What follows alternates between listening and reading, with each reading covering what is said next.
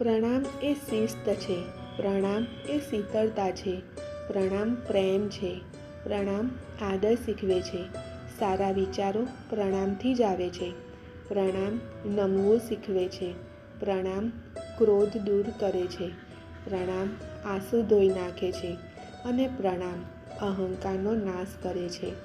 વડીલોએ આપેલા આશીર્વાદ, વડીલોને કરેલું પ્રણામ કે વડીલોને પગે લાગવાથી જે આશીર્વાદ મળે છે તે વેક્સિન બરાબર જ કાર્ય કરે છે.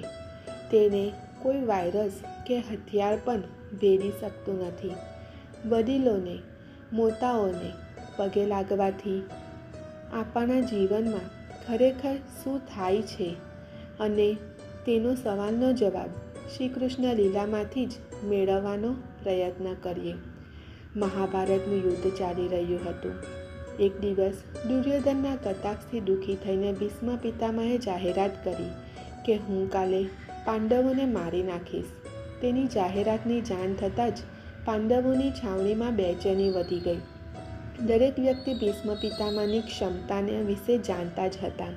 તેથી દરેક વ્યક્તિ ભયથી પરેશાન થઈ ગયા. પછી શ્રી કૃષ્ણે દ્રૌપદીને કહ્યું કે હવે તમે મારી સાથે આવો. શ્રી કૃષ્ણ દ્રૌપદીને સીધા ભીષ્મ પિતામહની છાવણીમાં લઈ ગયા. શિબિરની બહાર ઊભા રહીને તેમણે દ્રૌપદીને કહ્યું કે અંદર જાઓ અને ભીષ્મ પિતામહને પ્રણામ કરો, તેમને પગે લાગો. જ્યારે દ્રૌપદી અંદર ગયા અને ભીષ્મ પિતામહને પ્રણામ કર્યા ત્યારે તેમને અખંડ સૌભાગ્યવતી ભવ આશીર્વાદ દીધા.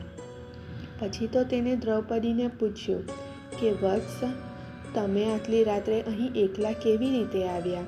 શ્રી કૃષ્ણ તમને અહીં લાવ્યા છે? ત્યારે દ્રૌપદીએ કહ્યું કે હા, અને તેઓ રૂમની બહાર ઊભા છે. પછી ભીષ્મ પિતામહ પણ રૂમની બહાર આવ્યા અને બંનેએ એકબીજાને પ્રણામ કર્યા.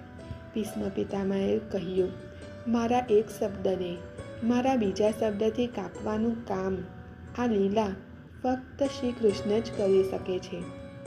શિબિરમાંથી પાછા ફરતી વખતે શ્રી કૃષ્ણે દ્રૌપદીને કહ્યું કે એકવાર ભીષ્મ પિતામહને પ્રણામ કરીને તમે તમારા પતિઓ માટે જીવનદાન મેળવ્યું છે.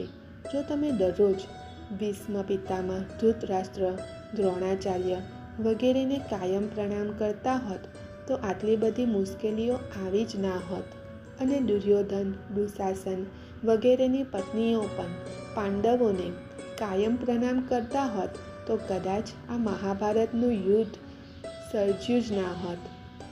આપણે આપણા ઘરોમાં ઘણી બધી સમસ્યાઓનું મૂળ કારણ એ જ છે કે જાણી જોઈને કે અજાણતા જ ઘરના વડીલોની ઉપેક્ષા કરવામાં આવે છે. જો ઘરના બાળકો અને પુત્રવધુઓ દરરોજ ઘરના તમામ વડીલોને નમન કરે અને તેમના આશીર્વાદ લે તો કોઈ પણ ઘરમાં ક્યારેય કોઈ મુશ્કેલી આવતી જ નથી.